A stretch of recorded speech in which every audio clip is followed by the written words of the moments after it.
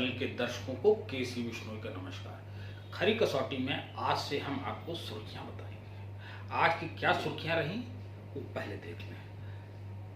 Google ने 75,000 करोड़ रुपए का निवेश करने का फैसला लिया है भारत में। इससे हमारे यहाँ जो बेरोजगारी की समस्या है वो काफ़ी हद तक दूर होगी और नई तकनीक मिलेगी।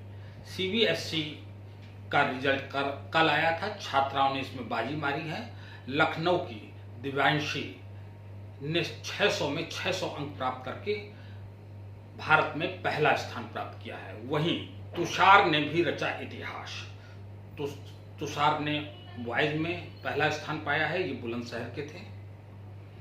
कोरोना के कुल 1,32,65,746 कोरोना संक्रमित पूरे विश्व में हैं और 77,31,467 लोग ठीक हो चुके हैं और मरने वाले जो हैं 5,76,249 लोग हैं। भारत में ये संख्या जो है 9 लाख पार कर चुकी है। 9,11,606 कोरोना संक्रमित हैं। कोरोना से ठीक होने वाले लोग जो हैं वो 5,73,283 लोग हैं और जो अभी तक भारतवर्ष में लोग मरे हैं वो 23,789 लोग मरे हैं। ये तेजी से संक्रमण फैल रहा है। इसके कारण बिहार में 15 दिन का लॉकडाउन कर दिया गया है, जो 16 जुलाई से 31 जुलाई तक रहेगा। ये फुल लॉकडाउन होगा, ये बिहार सरकार ने फैसला लिया है। उत्तर प्रदेश में 8,000 लेखपाल के पदों की भर्ती की प्रक्रिया आरंभ कर दी गई है, जिससे उत्तर प्रदेश में 8,000 लोगों को रोजगार मिलेगा। इसके साथ अब हम बात करेंगे जो हम दिन भर आपको खबरें देते हैं, दिन भर की खबरें होती हैं। सबसे पहले राजस्थान में सियासी संकट समाप्त, सचिन पायलट की छुट्टी कांग्रेस से। गूगल करेगी भारत में 75,000 करोड़ का निवेश, इस पर होगी हमारी रिपोर्ट। लखनऊ के चौक इलाके में जो पुल बन रहा है उसके कारण लोगों को हो रहा है आवागमन में दिक्कत, उस पर हमारी रिपोर्ट होगी। इसके बाद हम हनुमान सेतु मंदिर पर आपको रिपोर्ट देंगे, लेकिन सबसे पहले आप देखें राजस्थान में सियासी संघर्ष। राजस्थान में सियासी संकट के बीच कांग्रेस विधायक दल की बैठक में शामिल नहीं होने पर सचिन पायलट को उप मुख्यमंत्री और राजस्थान प्रदेश कांग्रेस कमेटी के अध्यक्ष पद से हटा दिया गया है। कांग्रेस विधायक दल की बैठक खत्म होने के बाद राज्य के मुख्यमंत्री अशोक गहलोत ने राज्यपाल कलराज मिश्रा से मुलाकात की और राज्यपाल ने डिप्टी सीएम पद से सचिन पायलट, विश्वेंद्र सिंह और रमेश मीणा को मंत्री पद से हटाने के प्रस्ताव को स्वीकार कर लिया। पार्टी ने सचिन पायलट के अलावा 2 विधायकों पर भी कार्रवाई की है। इसके बाद जयपुर में कांग्रेस मुख्यालय से सचिन पायलट की नेम प्लेट हटा दी गई। बैठक में मौजूद 102 विधायकों की अनुमति से सचिन पायलट को पार्टी से बाहर का रास्ता दिखा दिया गया। अब पायलट स्वतंत्र है, अपना विमान कहीं भी लैंड कर सकता है। गूगल करेगी भारत में 75,000 करोड़ रुपए का निवेश। कल प्रधानमंत्री नरेंद्र मोदी ने गूगल के सीईओ सुंदर पिचाई से वीडियो कॉन्फ्रेंसिंग के जरिए मीटिंग किया था और ट्वीट करते हुए श्री मोदी ने बताया कि गूगल आने वाले 5-6 साल में भारत में 75,000 करोड़ का निवेश करेगा, जिससे भारत में अर्थव्यवस्था में डिजिटल इकोसिस्टम तैयार किया जाएगा और इससे भारत के किसानों, युवाओं, उद्यमियों के जीवन को बदलने के लिए टेक्नोलॉजी के साथ टेलीकॉम कंपनियों को नया अवसर मिलेगा। इससे पहले गूगल की प्रतिद्वंदी कंपनी फेसबुक ने भी भारत में निवेश करने की घोषणा की थी। लखनऊ के चौक इलाके में आवागमन में दिक्कत हो रही है पुल बनने से, इस पर देखिए हमारी रिपोर्ट। लखनऊ के चौक चौराहे पर निर्माणाधीन फ्लाईओवर से लोगों को काफ़ी दिक्कतों का सामना करना पड़ रहा है। चौक से नक्खास जाने में फ्लाईओवर बनने की वजह से रास्ते में काफ़ी गड्ढे हो गए हैं, जिससे बारिश का पानी जमा होने के कारण किसी भी तरह की बड़ी दुर्घटना हो सकती है। नगर निगम की लापरवाही से अभी तक गड्ढे नहीं भरे गए हैं और ना ही सड़क पर स्ट्रीट लाइट नहीं लगाई गई है, जिससे आने जाने में लोगों को काफ़ी परेशानियां हो रही हैं। फ्लाईओवर के निर्माण से वहां दुकानदारों को काफ़ी नुकसान उठाना पड़ रहा है। यातायात पुलिस वहां पर तैनात तो रहती है, लेकिन फिर भी जाम से लोगों को निजात नहीं मिल रही है। नगर निगम और पुलिस की लापरवाही से कभी भी बड़ी दुर्घटना हो सकती है। मैं खरी कसौटी न्यूज़ चैनल से कैमरामैन बरखा के साथ लक्ष्मी। आपकी दुकानदारी पे कोई असर पड़ा है? नहीं मैडम, बिल्कुल दुकानदारी नहीं है। बिल्कुल दुकानदारी ये है कि घर से बेहतर है कि शॉप पे बैठे हुए हैं। ये है कि टाइम पास हो रहा है। थोड़ा सा मैं क्या कहेंगे मैडम, ये चौराहे पे ज़्यादा दिक्कत है। थोड़ा काम जो है इसी लॉकडाउन की वजह से मामला थोड़ा सा जो है मजबूरी है, और गवर्नमेंट की भी परेशानी है। कोई बात नहीं, गवर्नमेंट को लॉकडाउन भी देखना है, और दूसरी बात ये कि रोड का भी मामला देखना है। और परेशानी बस यही है कुछ सबसे ज़्यादा गवर्नमेंट।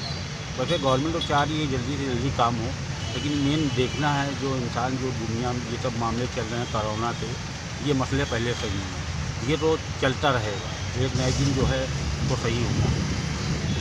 ब्रिज बन रहा है, इसी के वजह से तो लग रहा है। ब्रिज बन जाएगा तो लगेगा नहीं। लोगों को आने जाने में दिक्कत हो रही है? नहीं, कोई गली में से घूम के चला जाता, कोई रोड पर से जाता जरूर है। चौराहा है, चौराहे के पास आप देख सकते हैं यहाँ पे पुल बनने का निर्माण हो रहा है। देख सकते हैं यहाँ पे रात के समय 1 किलोमीटर की दूरी तक कोई भी बल्ब नहीं जलता है। अंधेरा होने की वजह से यहाँ काफ़ी ट्रैफिक जाम होता है, और लाइट ना होने की वजह से यहाँ रात में कोई भी कांड हो सकता है, कोई भी किसी के साथ दुर्घटना घटित हो सकती है। मैं खरी कसौटी न्यूज़ चैनल से लक्ष्मी। हनुमान सेतु मंदिर पर आपको रिपोर्ट देंगे। हनुमान सेतु मंदिर लखनऊ की गोमती नदी के किनारे स्थित है। ये मंदिर नदी पर बने एक पुल के किनारे बना है। इस कारण ये पुल भी हनुमान सेतु एवं मंदिर भी हनुमान सेतु कहलाता है। इस मंदिर को बाबा नीम करौरी ने बनवाया था। इस मंदिर से लगा बाबा का भी एक मंदिर है। ये सेतु लखनऊ विश्वविद्यालय से हजरतगंज को जोड़ता है। इस मंदिर की आस्था इतनी है कि भक्त दर्शन करने आते हैं और अपनी परेशानी एक पर्ची पर लिख कर लाते हैं और हनुमान जी को दे जाते हैं। भगवान हनुमान जी सबकी अर्जियों को पढ़ते हैं और कुछ ही दिन में भक्तों की सारी परेशानियां दूर हो जाती हैं। मंदिर का इतिहास 1960 के दशक में लखनऊ में बड़ी भयंकर बाढ़ आई थी। तभी गोमती नदी में सैलाब इतना था कि सब कुछ बहा ले गया था, परंतु इस मंदिर में हनुमान जी की प्रतिमा को वो जल प्रलय हिला भी नहीं पाया था। कहते हैं तब बाबा नीम करौरी ने आकर बाढ़ को शांत कराया था। इसके बाद जब भी नदी पर पुल बनाया जाता था तो वह किसी न किसी कारण से गिर जाता था। अंत में हार कर पुल बनाने वालों बाबा नीम करौरी के पास गए थे। तब बाबा ने अधिकारियों को बोला था कि हनुमान ने तो राम की कृपा से समुद्र में पुल का निर्माण करा दिया था। आप सभी बस ये प्रण कर लो कि पुल बनाने के बाद हनुमान भगवान का मंदिर भी बना देंगे। इसके बाद पुल भी बना और बाद में अधिकारियों ने हनुमान भगवान का ये हनुमान सेतु मंदिर भी बनवाया था। इसी कारण इस मंदिर का नाम हनुमान सेतु पड़ा। मंदिर की आस्था लखनऊ का हनुमान सेतु मंदिर और बाबा नीम करौरी का आश्रम खुद में मान्यता है और आस्था का ऐसा इतिहास समेटे है कि मंगलवार शाम को महाआरती में भक्तों को बजरंग बली का जयकारा सड़क से लगाना पड़ता है। बाबा और बजरंग बली की मान्यता इतनी है कि हर मंगलवार की शाम को महाआरती में दरबार इतना भर जाता है कि कतारें सड़क तक लग जाती हैं। जो कोई व्यक्ति भी सड़क से गुजरता है वह बाबा को नमन जरूर करता है। यही तो महिमा है हनुमान सेतु और बाबा नीम करौरी की। बाबा नीम करौरी की प्रेरणा से बने मंदिर की बड़ी मान्यता है। भक्तों को मानना है कि बजरंग बली सभी की मनोकामना पूरी करते हैं और जो भी भक्त हनुमान सेतु मंदिर में दर्शन करने आता है उसकी सब परेशानियां दूर हो जाती हैं। और यही हनुमान भगवान का चमत्कार है जो निरंतर होता रहता है। अब अगर आपकी भी कोई समस्या है, किसी का निदान नहीं हो रहा है, तो आप अपनी अर्जी लिखकर बाबा तक जरूर ला सकते हैं। कैमरामैन रवि के साथ मैं सरोज त्रिवेदी, खरी कसौटी न्यूज के लिए। बजरंग बली के दर्शन करने जब भी घर से निकलता हूँ, मौका मिलता है तो जरूर आता हूँ। मेरी आस्था पवन में है। अब हम बात करेंगे राजस्थान में सियासी संकट 3 दिनों से चला आ रहा था, जिसमें राजेश पायलट ज्योतिराव सिंधिया की तर्ज पर भाजपा की गोद में बैठने की तैयारी कर रहे थे, लेकिन मुख्यमंत्री अशोक गहलोत ने बहुत सूझबूझ से काम लिया और उन्होंने अपने विधायकों को अपने पक्ष में करने का काम किया।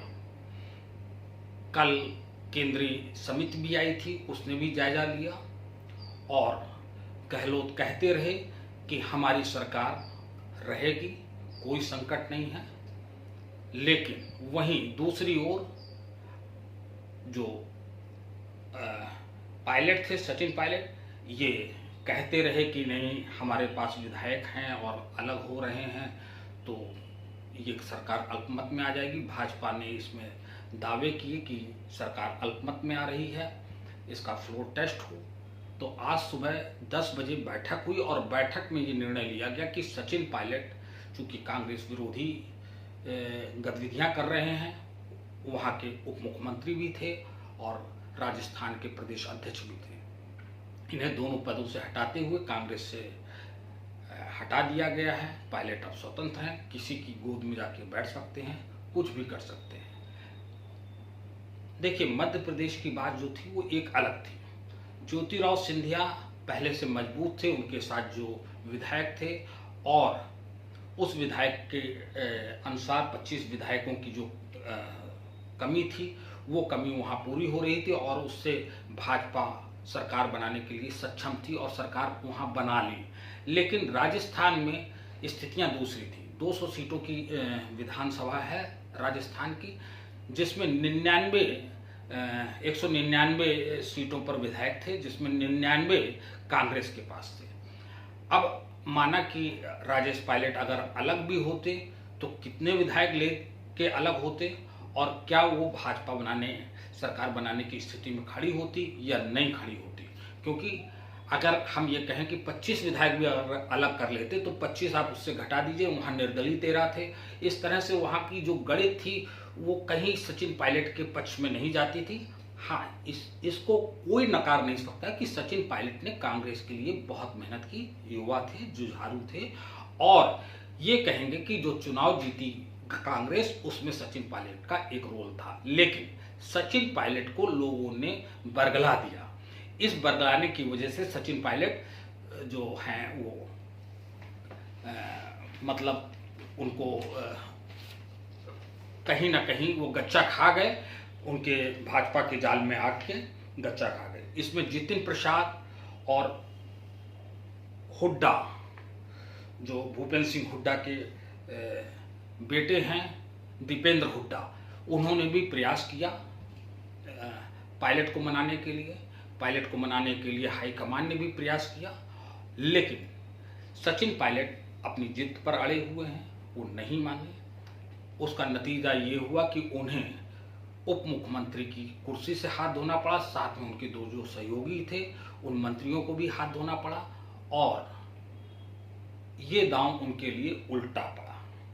अभी भी समय है, अगर वो कांग्रेस के प्रति अपनी वफादारी बनाए रखते हैं तो निश्चित ही कांग्रेस का वहाँ भविष्य है और इससे सियासत में जो भारतीय जनता पार्टी सपने देख रही है उसके सपनों पे एक बहुत बड़ा धक्का लगा है। क्योंकि भाजपा अब भी कह रही है कि कांग्रेस अल्पमत में आ गई है, लेकिन ऐसा नहीं है। हर जगह हर सियासत का दांव भाई नहीं चलता है। अमित शाह साहब, आप बहुत दांव खेलने के मास्टर हैं, लेकिन हर जगह हर दांव नहीं फिट होता है।